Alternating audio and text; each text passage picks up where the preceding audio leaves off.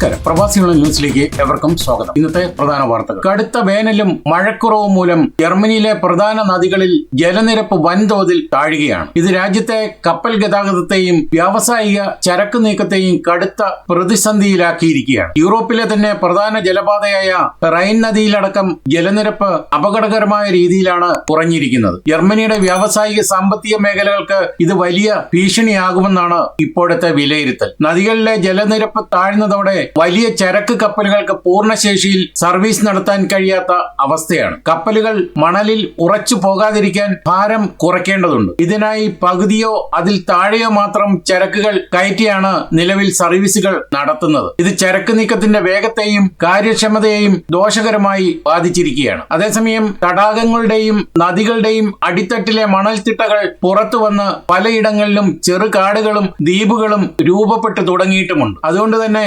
വ്യവസായങ്ങളെ ബാധിക്കുന്ന സാഹചര്യത്തിൽ വിലക്കയറ്റത്തിന് കൂടുതൽ സാധ്യതയും കൽപ്പിക്കുന്നുണ്ട്. ജർമ്മനിയിലെ ഭരണകക്ഷിയായ ക്രിസ്ത്യൻ ഡെമോക്രാറ്റിക് യൂണിയന്റെ പാർലമെന്ററി പാർട്ടി തലവനും മുൻ ആരോഗ്യമന്ത്രിയുമായ യെൻസ് സ്പാൻ തൽസ്ഥാനം രാജിവെച്ചു. അമേരിക്കയിൽ വാടക ഗർഭപാത്രത്തിലൂടെ കുഞ്ഞിനെ സ്വീകരിച്ചതുമായി ബന്ധപ്പെട്ട വിവാദങ്ങൾക്കൊടുവിലാണ് ശനിയാഴ്ച സ്പാൻ നാടകീയമായി പടിയിറങ്ങിയത്. ചാൻസലർ ഫെഡറിക് മേർസ് ആവശ്യപ്പെട്ടതിനെ തുടർന്നാണ് രാജി. അടുത്തിടെയാണ് 45-കാരനായ യെൻസ് സ്പാനും പങ്കാളി ഡാനിയൽ ഫുങ്കയും തങ്ങൾക്കൊരു കുഞ്ഞ് ജനിച്ച വിവരം സോഷ്യൽ മീഡിയയിലൂടെ പങ്കുവച്ചു.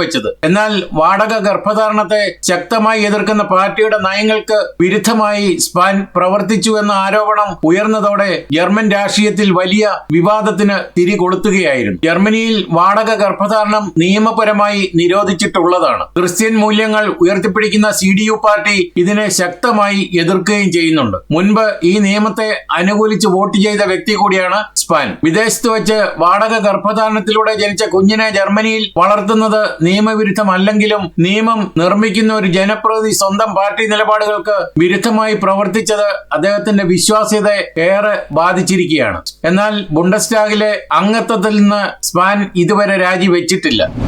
ജർമ്മനിയിൽ ഏത് നിമിഷവും കടുത്ത ഭീകരാക്രമണങ്ങൾക്ക് സാധ്യതയുണ്ടെന്ന ശക്തമായ മുന്നറിയിപ്പുമായി രാജ്യത്തിന്റെ ആഭ്യന്തരമന്ത്രി അലക്സാണ്ടർ ഡ്രോബിൻ. ഇതുവരെ ലഭിച്ചുകൊണ്ടിരുന്ന രഹസ്യാന്വേഷണ റിപ്പോർട്ടുകളുടെ അടിസ്ഥാനത്തിലാണ് രാജ്യത്തെ സുരക്ഷാ ഭീഷണിയുടെ നിലവാരം ഉയർന്ന ഭീഷണി എന്ന വിഭാഗത്തിലേക്ക് ഔദ്യോഗികമായി മാറ്റിയതായി മന്ത്രി വ്യക്തമാക്കിയത്. രാജ്യത്തിന്റെ നിർണായകമായ അടിസ്ഥാന സൗകര്യങ്ങൾ, പ്രമുഖ വ്യക്തികൾ, വിവിധ സ്ഥാപനങ്ങൾ എന്നിവയെ ലക്ഷ്യമിട്ടുള്ള വ്യക്തമായ ആക്രമണ പദ്ധതികൾ നിലവിലുണ്ടെന്നാണ് സുരക്ഷാ ഏജൻസികൾക്ക് ലഭിച്ചിരിക്കുന്ന വിവരം. വിദേശ രഹസ്യാന്വേഷണ ഏജൻസികളുടെ സഹായത്തോടെയുള്ള അട്ടിമറി നീക്കങ്ങളും ഇതിൽ ഉൾപ്പെടുന്നുണ്ട്. അതേസമയം പോലീസിന് വീടുകളിൽ കയറി പരിശോധന നടത്തുകയും അടിയന്തര ഭീകരാക്രമണ സാധ്യതയുള്ള സാഹചര്യങ്ങളിൽ പോലീസ് എത്തുന്നതിനായി കാത്തു നിൽക്കാതെ തന്നെ സംശയമുള്ള വീടുകളിൽ കയറി പരിശോധന നടത്താനും ഉദ്യോഗസ്ഥർക്ക് പുതിയ നിയമം അധികാരം നൽകിയിട്ടുണ്ട്. ജർമ്മനിയിലെ ഏറ്റവും പ്രധാനപ്പെട്ട വടക്ക് തെക്ക് യാത്രാപാതകളിലൊന്നായ ഔട്ടോബാൻ 45 ഒഫ്റ്റിങ്ങലിലെ വാലിപ്പാലം സ്ഫോടക വസ്തുക്കൾ ഉപയോഗിച്ച് തകർക്കാനുള്ള ആദ്യ ശ്രമം ഭാഗികമായി പരാജയപ്പെട്ടു. ഞായറാഴ്ച രാവിലെ നടന്ന സ്ഫോടനത്തിൽ പാലത്തിന്റെ ഭൂരിഭാഗവും തകർന്നു വീണെങ്കിലും 4 പ്രധാന തൂണുകൾ തകരാതെ അവശേഷിച്ചു. ഇതേ തുടർന്ന് സുരക്ഷാ മുൻകരുതലിന്റെ ഭാഗമായി ഹൈവേ പൂർണ്ണമായും അടച്ചതോടെ വേനൽക്കാല അവധി ആഘോഷിക്കാൻ യാത്ര തിരിച്ച പ്രവാസികൾ ഉൾപ്പെടെയുള്ള 100 കണക്കിന് യാത്രക്കാർ വഴിയിൽ കുടുങ്ങിയിരിക്കും. പാലം തകർക്കാനായി 160 കിലോ സ്ഫോടക വസ്തുക്കൾ ആണ് ഒരുക്കിയത്. 1971 നിർമ്മിച്ച 235 മീറ്റർ നീളമുള്ള ഈ കോൺക്രീറ്റ് ഭീമനെ തകർക്കാൻ ഉപയോഗിച്ച സ്ഫോടക വസ്തുക്കൾ ഒടുവിൽ തികഞ്ഞില്ല എന്നതാണ് ഉയരുന്ന ആരോപണം. ഇടുക്കി കുമളി സ്വദേശിയായ മലയാളി യുവാവ് ജർമ്മനിയിലെ ഫ്രാങ്ക്ഫർട്ടിൽ ഹൃദയാഘാതത്തെ തുടർന്ന് അന്തരിച്ചു. കുമളി 1-ാം മൈൽ കുന്നത്തുപതിയിൽ KJ കുര്യന്റെയും ജാൻസി കുര്യന്റെയും മകൻ ജിൻസൺ കുര്യൻ എന്ന 31-കാരനാണ് അപ്രതീക്ഷിതമായി മരിച്ചത്. സംസ്കാര ചടങ്ങുകളെ സംബന്ധിച്ച കൂടുതൽ വിവരങ്ങൾ പിന്നീട് അറിയിക്കുമെന്ന് കുടുംബാംഗങ്ങൾ പറഞ്ഞു. IT എഞ്ചിനീയർ ആയിരുന്നു. ഭാര്യ റോണ ഡേവിസ് തൃശൂർ അരീക്കാട്ട് കുടുംബാംഗമാണ്. സഹോദരങ്ങൾ Jaison Kurian Germany, Jaicy Kurian Qatar. Frankfurt Bethel International Pentecost സഭയിലെ സജീവ അംഗമായിരുന്ന ജിൻസന്റെ പെട്ടെന്നുണ്ടായ വിയോഗത്തിന്റെ ഞെട്ടലിലാണ് ഫ്രാങ്ക്ഫർട്ടിലെ മലയാളി സമൂഹവും സഭാ അംഗങ്ങളും. ഭൗതിക ശരീരം നാട്ടിലെത്തിക്കാനുള്ള നടപടിക്രമങ്ങൾ നടന്നു വരികയാണ്. വിമാനത്തിൽ കയറുക, ഉറങ്ങുക, എഴുന്നേറ്റ് ആഹാരം കഴിക്കുക, ജോലി ചെയ്യുക, വീണ്ടും ഉറങ്ങുക, എന്നിട്ടും വിമാനം ലാൻഡ് ചെയ്തില്ലെങ്കിലോ? കേൾക്കുമ്പോൾ അതിശയം തോന്നാമെങ്കിലും വ്യോമയാന ചരിത്രത്തിലെ ഏറ്റവും ദൈർഘ്യമേറിയ നോൺ സ്റ്റോപ്പ് സർവീസ് ഉടൻ യാഥാർത്ഥ്യമാകാൻ പോകുന്നു. ഫ്രഞ്ച് വിമാന നിർമ്മാണ കമ്പനിയായ എയർബസ് തങ്ങളുടെ ഏറ്റവും പുതിയ വിമാനത്തിന്റെ ചരിത്രപരമായ പരീക്ഷണ പറക്കൽ ഈ മാസം 24-ന് നടക്കും. ഫ്രാൻസിലെ തുളൂസിൽ നിന്നും ഓസ്ട്രേലിയയിലെ മെൽബണിലേക്കാണ് ഈ വിമാനം പറക്കുക. ഏകദേശം 17,000 കിലോമീറ്റർ ദൂരം 22 മണിക്കൂർ കൊണ്ട് ഒറ്റയടിക്ക് താണ്ടുന്ന ഈ പറക്കൽ ഓസ്ട്രേലിയൻ വിമാന കമ്പനിയായ ക്വാണ്ടാസിന്റെ സ്വപ്ന പദ്ധതിയായ പ്രൊജക്ട് സൺറൈസിന്റെ ഭാഗമായാണ് നടത്തുന്നത്. 22 മണിക്കൂർ തുടർച്ചയായി പറക്കാൻ അൾട്രാ ലോങ് റേഞ്ച് വിഭാഗത്തിൽപ്പെട്ട 12 വിമാനങ്ങളാണ് ക്വാണ്ടാസ് ഓർഡർ ചെയ്തിരിക്കുന്നത്. ഈ വിമാനങ്ങളിൽ ചില പ്രത്യേക മാറ്റങ്ങളും ഇപ്പോൾ വരുത്തിയിട്ടുണ്ട്. വിമാനത്തിന്റെ പിൻഭാഗത്ത് 20,000 ലിറ്റർ ശേഷിയുള്ള അധിക ഇന്ധന ടാങ്കും സ്ഥാപിച്ചിട്ടുണ്ട്.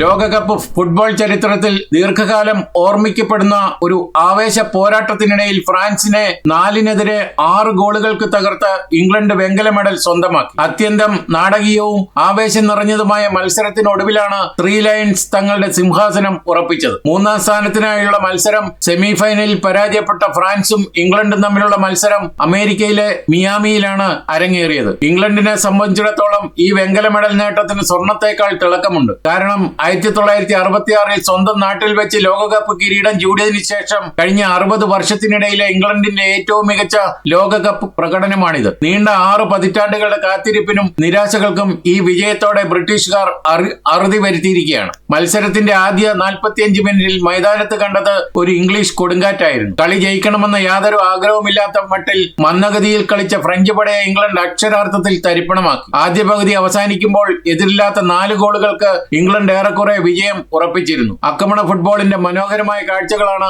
ആദ്യ പകുതിയിൽ ത്രീ ലയൺസ് ആരാധകർക്ക് സമ്മാനിച്ചത്. എന്നാൽ രണ്ടാം പകുതിയിൽ കളി മാറി മറിഞ്ഞു. ഫ്രഞ്ച് പരിശീലകൻ ദീദിയൻ ദേഷാംസിന്റെ കീഴിലുള്ള അവസാന മത്സരമായതിനാൽ ഒരു വൻ തോൽവിയോടെ മടങ്ങാൻ ഫ്രാൻസ് തയ്യാറല്ലായിരുന്നു. രണ്ടാം പകുതിയിൽ തികച്ചും വ്യത്യസ്തമായ തന്ത്രങ്ങളുമായി ഇറങ്ങിയ ഫ്രാൻസ് ഇംഗ്ലണ്ടിനെ ഞെട്ടിച്ചുകൊണ്ട് 3 ഗോളുകൾ തിരിച്ചടിച്ചു. സ്കോർ 3-4 ആയതോടെ കളി കൂടുതൽ ആവേശത്തിലായി. എന്നാൽ ഇഞ്ചുറി ടൈമിൽ വീണ്ടും ഉണർന്നു കളിച്ചതോടെ 4-നെതിരെ 6 ഗോളുകൾക്കാണ് ഇംഗ്ലണ്ട് ഫ്രഞ്ചിനെ ചുരുട്ടിക്കൂട്ടിയത്. ലൂസേഴ്സ് ഫൈനലിലെ ഗോളടിപ്പൂരം കഴിഞ്ഞതോടെ ഇനി ലോകം കാത്തിരിക്കുന്നത് മഹാപോരാട്ടത്തിനാണ്. ഞായറാഴ്ച രാത്രി യൂറോപ്യൻ സമയം 9 മണിക്കാണ് ഫൈനൽ പോരാട്ടത്തിന് വിസിൽ മുഴങ്ങുന്നത്. യൂറോപ്യൻ കരുത്തരായ സ്പെയിൻ നിലവിലെ ലോക ചാമ്പ്യന്മാരായ അർജന്റീനയെ നേരിടും. ലയണൽ മെസ്സിയുടെ അർജന്റീന കിരീടം നിലനിർത്തുമോ അതോ സ്പെയിൻ പുതിയ ചരിത്രം എഴുതുമോ എന്ന് കാത്തിരുന്ന് കാണേണ്ടിയിരിക്കുന്നു. ഇതോടെ ഈ വാർത്താ ബുള്ളറ്റിൻ ഇവിടെ പൂർണ്ണമാവുകയാണ്. നിങ്ങൾ നൽകി വരുന്ന എല്ലാവിധ പിന്തുണയ്ക്കും ഞാൻ ഹൃദയപൂർവ്വം നന്ദി അറിയിച്ചുകൊണ്ട് നമസ്കാരം.